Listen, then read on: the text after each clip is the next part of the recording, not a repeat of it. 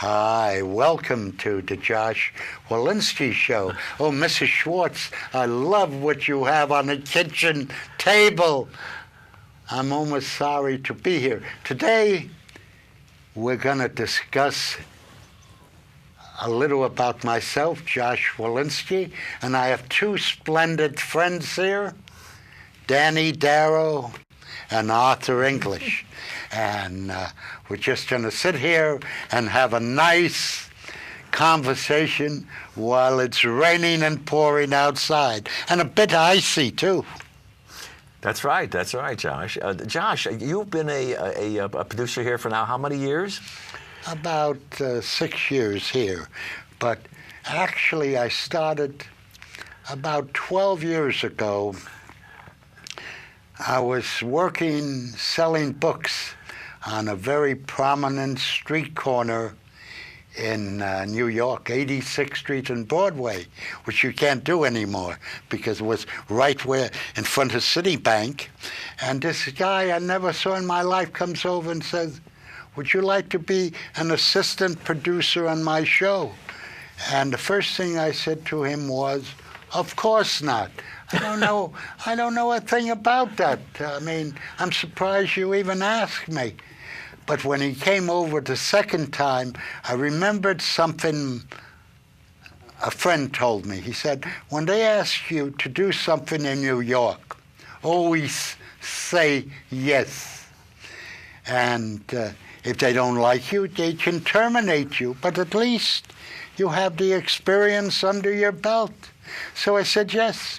So what was he doing? He was doing a show on co-ops, the pros and cons of going co-op in 1980. And he was doing a relatively honest show. He was telling people who don't have money that it's a game they shouldn't play if you don't have the money. It's like looking in a jewelry store. You see a diamond necklace, but you can't afford a diamond necklace, so you don't. But what happened to him? As he continued, as I worked with him more and more, he sold out, and he started telling people, if your apartment goes co-op in your building, it's like winning the sweepstakes. So he said, you've got to buy by hook or crook. So when his apartment at 200 West 86th Street, that very nice Renaissance-style building on the 86th, went co-op, he said, I'm buying. But I said, Dan, you have no place to live. He said, I'll find a place. Well, while they were selling his apartment, he lived in the YMCA, but he finally sold out. He said, if your apartment goes co-op, you must win. And he actually had an eye on the pyramid quality. It was like a pyramid game at the beginning because you were buying cheaper and you were selling dearly, you know. So what happened to him? He finally died of a heart attack trying to figure out how to do all this juggling, because the same thing happened in his mother's building. Her apartment went co-op. So it's true he made big money, but when I saw all the stress and pain he goes through, I said, no, I don't want any part of it. To me, it's not like winning the sweepstakes. It's like going to hell. So I didn't. So anyway, the studio he worked at, he wasn't as creative as we are, as you are. Or he worked at Metro Access Studio with Jim Claddack. That's a different kind of studio altogether. And what did they do there? Do you know what they did there? Huh? What did they do there? Well, they're a public access facility. Oh, okay. But one thing is they get paid to a degree, and their facilities aren't as efficient, and they're not very careful with the type of programs they have. That's why some of these people were able to set up there, like Robin Bird. That's where I met Robin Bird. Or Telepsychic. Yeah. Now, Telepsychic was an amazing man. Women would phone him up from all over the city and ask him, what is my future? What's going to happen? And he would make big money making appointments with them. Really? And so on. So the first thing he did when he saw Dan, my friend Dan Katz, was, should I go co-op? They offered me my apartment. So I said to him, well, I said, you're telepsychic. You should know whether you should buy or not. Yeah. I mean, all these people are paying you to know the future. So how come you can't figure out your own future? And all these strange people were at this in that studio. And the man who worked with me, he became the #1 producer in the country of bisexual films. You know, which was crazy. But Robin Bird, I found her very nice. She was very helpful. And most of the time I saw her focusing on lighting, on audio, just like we do.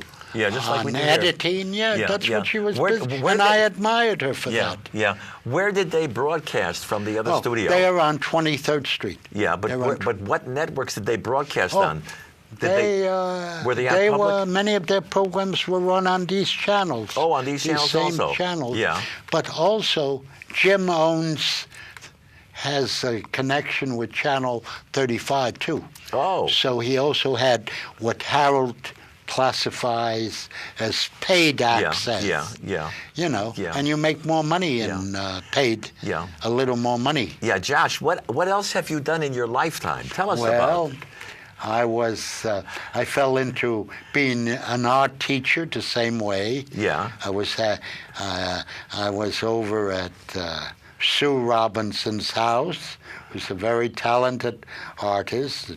Joined dinner, and who knows what else. Yeah, all right. Joins. But anyway, her phone rings, and it was a principal. Now, I learned something that night. I learned that the school has several principals. I always thought they had one principal, but no, they have. So he was the night school principal. And he said, Susan, do you want to come over and teach art again this year at Bryant High School? And she said, no, I don't like the neighborhood. Now, the neighborhood was Astoria.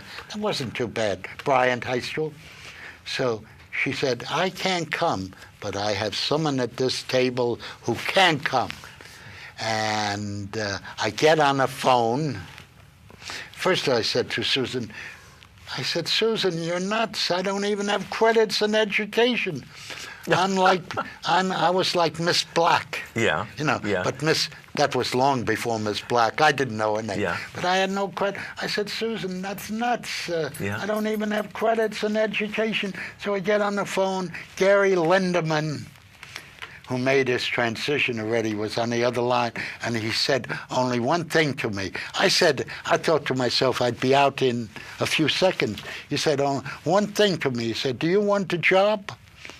So again, I used the magic word. Yes, absolutely. So he said, when you come in tomorrow at Bryant, tomorrow night, you'll have a time card and a timesheet. Oh, how wonderful. Just sign both of them. Great. So I came there, and I figured I wouldn't stay long. I stayed 15 years. Wow. Teaching various people art. Yeah. What type of art did you teach? Okay. I was teaching watercolor paint. Yeah. Oils. Yeah.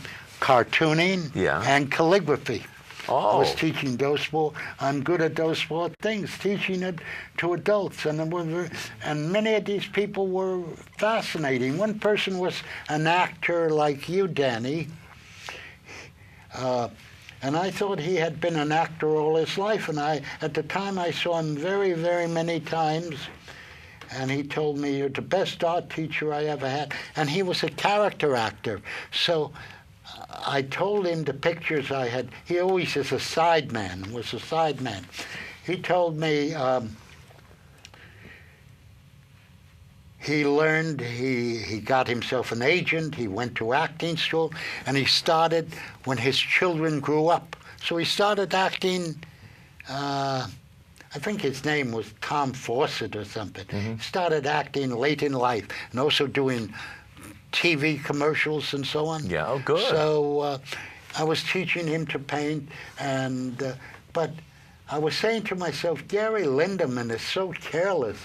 He never comes up, he never checks on me, and here he's hiring me again.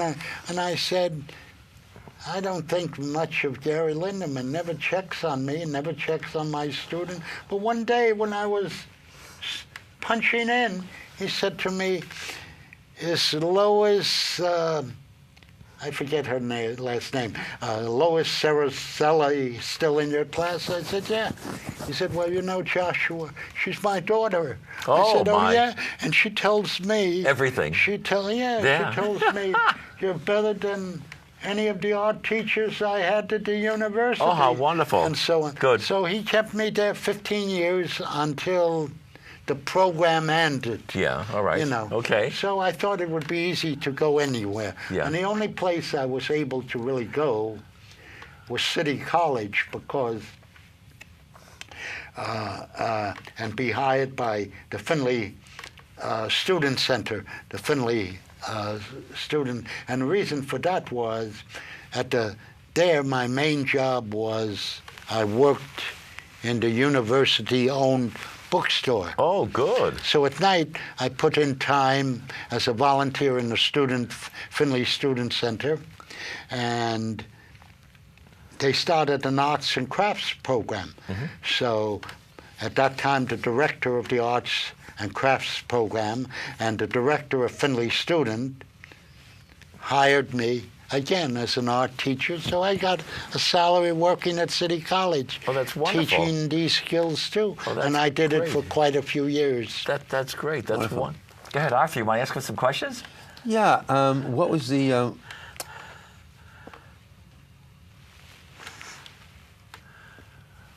What did you do before you were an art teacher?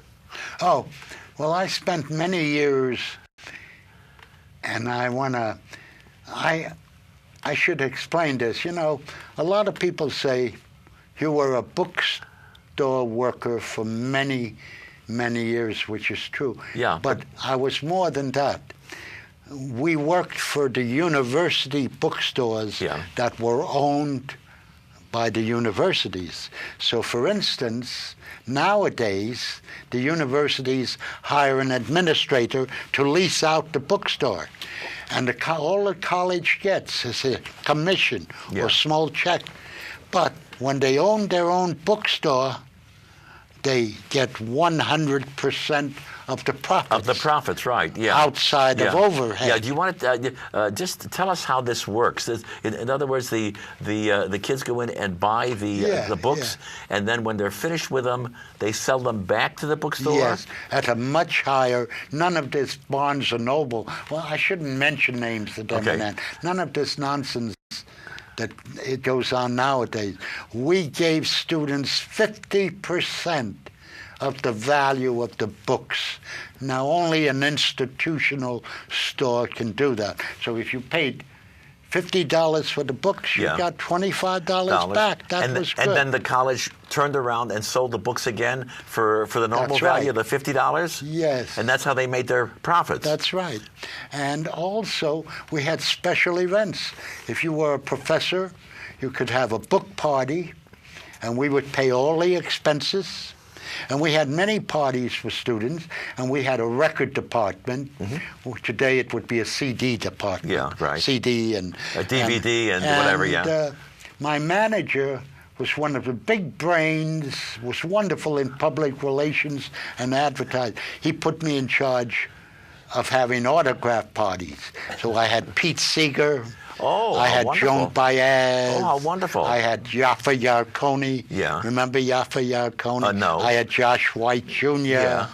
I had all these guests. And I remember my experience with Herbie Mann. Oh, Herbie. Because one day, my manager, even though he managed a college bookstore, he was a fan of Frank Sinatra and and Dean Martin, all these people, Tony Bennett. And he comes over, he says, Joshua, I'm tired of people like Joan Baez and Bob Dylan. I don't even know what they're talking about. I never invited. Bob Dylan did come once with Joan Baez, but he didn't perform. Yeah. He was just in the audience. Yeah. I mean, he was new on the scene, and Joan brought him along. But he said, I'm tired of this crap. The times, they are changing. And he was a right-winger. He said, I don't want the times to change. I like them the way they are. But can't you get some pops music here? So at that time, this was 1966. Yeah, all right, okay. Everyone was in a Manhattan phone book. Yeah, So I thought, I said, I would like to get Herbie Mann. Oh, boy, here. that was great. He just did The Family of Man. Okay. And I look in the phone book. Yeah. I look up Herbie Mann. There's no Herbie Mann in Manhattan, but there was a Herbert Mann. So I took a chance. I phoned this guy up. Believe it or not, it was Herbie Mann. Yeah. And he said, what would you like? What can I do for you, kid? Oh, kid, okay. I was a young guy okay. then. I said, well, I would like you to bring your band and perform at the City College store during club break. Yeah. You know? Yeah. So he said, kid, I'm afraid you can't afford me. That's right. He said, I'm up there. I don't think you're still. He said, when is this so-called event? I said, well, it's 12 noon to p.m. on Thursday. He said, that's when everyone's asleep. You mean if I come like 12 noon, I can perform? He said, I'll tell you what, kid, I'll make a deal with you. I'll come. And, how wonderful. And I'll bring 3 men. Yeah. And all you have to do is pay my side man. Now, he never told me the side man wanted about $300, which was nothing. But my boss came up with it. Really? He was a little annoyed at me, but he came up. Good. But one of these people he came with was Ahmad Jamal. Oh, Ahmad Jamal. Yeah, he great. came with Jalma, and he was sort of new in the scene. And Ahmad Jamal. So that was a splendid. And the City College store was huge. You know, it was a huge place. Yeah. It's not like the small stores now, because the college owned the space. It was the Finley Student Center. They could have it. So I also did the advertising for the store. So there are no more institutional bookstores except one in New York. Yeah. NYU and Columbia held out till the end. Okay. So Columbia is now Barnes & Noble. I don't know what NYU is. I never checked. But the only institutional bookstore left now is the Metropolitan Museum of Art. But they don't do very much for the customers, except 10 and 15%. Yeah. But if they do have a union, and if you are a worker at the Metropolitan Museum of Art, you get a real pension, real medical benefits, and a real salary. Yeah. But the hiring list is a mile long. Yeah. Wow. Now, what happens for the students if they have to buy college books? Where do they go then? Well, now, you mean nowadays? Yeah, nowadays, sure. Now they buy at Barnes & Noble, or they buy them online. At Barnes & Noble, now they have this new system where you can buy your books online through Barnes & Noble or Follett. And believe me, the benefits they give store employees are lousy compared. Like we had the teacher's pension at the City College. Oh, that was wonderful. Which I still collect, teacher's pension. Great. TIAA and CREF can't do Barnes & Noble because it's not a public corporation. Yeah. None of this 401k business. You had real medical benefits. We had real vacations. Oh, that's wonderful. We had real sick days and personal days. And we had something called, it skips my mind, where if you don't get paid for it, you get credit. And at the end, you collect the pay. Oh, that's so fabulous. when City College sold a City College store to Barnes & Noble, my manager never took vacation, never took any sick days, which was entitled to. She got a $50,000 check in this, I forget, comp time. Yeah. It's called comp time. Wow. My check in comp time was small. Yeah. It was about $10,000 in comp time. Yeah, The yeah. time I never took. Yeah, but that's, my God, But that's that's like the institutional bookstore. Yeah, that's wonderful. That's really So- wonderful. Josh, what did you do beforehand? Where were you brought up? Tell me. Well, I was born in Brooklyn, in Jewish Hospital, and so on. 1934. Oh, my. Okay, All right, the year. okay. And then we were suffering from the Depression, and my poor father collapsed during the Depression, and I was elevated, even though my father was wonderful, I was elevated into a matriarchal family. What I is was that? raised What- by my mother Yeah. and her sisters, her aunts. Okay. And they were wonderful. And they were garment workers. But during World War II, they were so proficient and so literate in Russian, they saw an ad in the New York Times during World War II, where a corporation, a United States corporation, which supplied non-strategic materials to the Union of Soviet Socialist Republics, advertised in the Times for translators and translator typists. So my mother and my aunt went to Washington, D.C., and they were hired at this corporation Oh, how wonderful. to be translator typers Yeah. and all of that stuff. And Great. they were buying non-strategic materials for the Soviet Union. What's that? Screws, hammers, tractors, harvesters, medical equipment. And that's where my mother, to make a very interesting story, even more interesting, the first week they were on a job, they gave a party, and one of the generals came. The generals from where? From the Purchasing Commission. Yeah, from it Russia? It was called the Soviet Purchasing Yeah, Commission. yeah. He came to the party, and he got drunk on vodka. Yeah. And he demanded to sleep with all the women, Really? and they refused. At the same time? Yeah. Oh, that's so wonderful. he got mad. They Wow. got mad. They put him in a taxi cab and sent his tail home.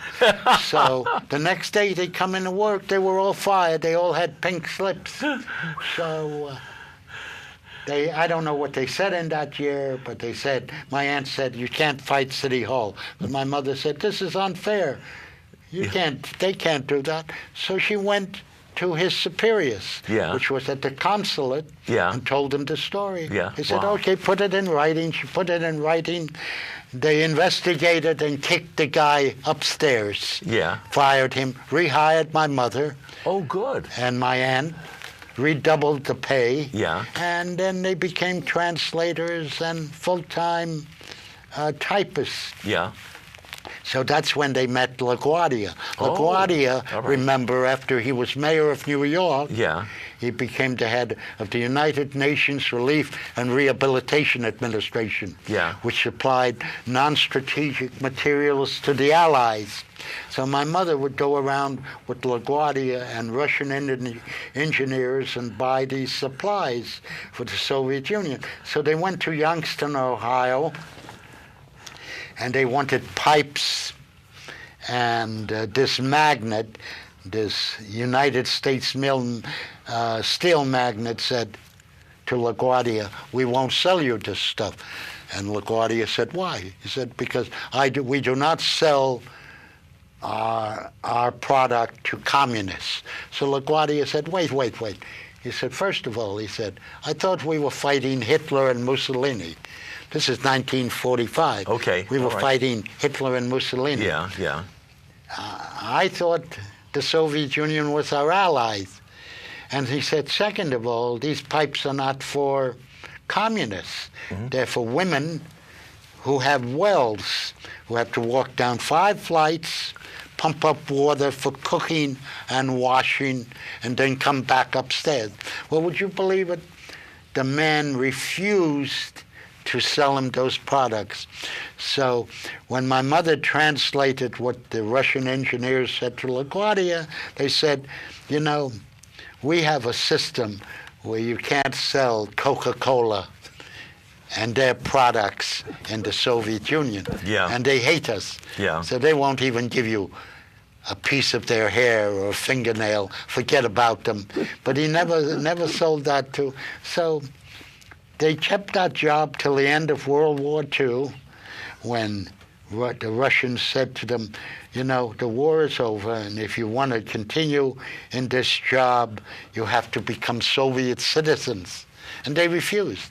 My aunt and my mother refused, and so on. And meanwhile, they were very kind. My first cousin, when he was born, they had a very kind system to their employees. They paid for my aunt's pregnancy and everything, and also paid for my first cousin's college education. Oh, that's so wonderful. I don't know what they were trying to prove. They were trying to prove, I guess, that communism is very idealistic, and see how kind we are to your employees. You know? Trying to win you over. Yeah. Sure, of course. So of it course. was an interesting experience. Yeah, So I met all these great chauvinistic Russian generals, and LaGuardia, he was a good man. Yeah. I told you what he used to say. When I make a mistake, it's a beaut, and all that. And we also met, what was his name? Gromyko. Gromyko originally was hired in the United States as a teacher to teach Russian children in a Russian mission English. Yeah. And his English was so good that someone probably approached him like they were approaching me and said, would you like to try a job as a diplomat? So he probably did what I did, said yes. So he became a diplomat. A diplomat, okay, yeah. And then my grandmother, my maternal grandmother, was working with Kaganovich when she was 6 years old. Yeah. That was a long... Now, Kaganovich, if you remember, became vice premier of the Soviet Union under Stalin, and he was born Jewish. So Kaganovich, my grandmother was making shoes in a shoe factory, and Kaganovich, at the time, was 12 years old. He was the shop steward. And then when the Bolsheviks, that's before the communists, came over, he became a commissar. And then before she turned around, so she used to go around the house saying, I know the vice premier of the Soviet Union, Kaganovich, but no one believed her until his obituary ran in the Times, and they said, sure enough, he started working in a shoe factory under child labor at 6 years old, and then he became a commissar, and then Joseph Stalin's top lieutenant. That's why a lot of people thought for a while communism was a progressive force, because of all these dichotomy, confusion. And Josh, what does a diplomat do? Diplomats from first-hand knowledge and wearing earphones in the UN, listening to my mother work, mainly dish out bullshit. And they don't have to agree with what they're saying, with what they're saying. And they don't have to give out their beliefs, but they have to present the position of their government. So who knows what they really believe? Who knows if Colin Powell really believed that the U-2 was really a phony? He probably knew it was a phony, but because the United States government told him it's a phony, he had to say it's a phony, or you have to resign from the job.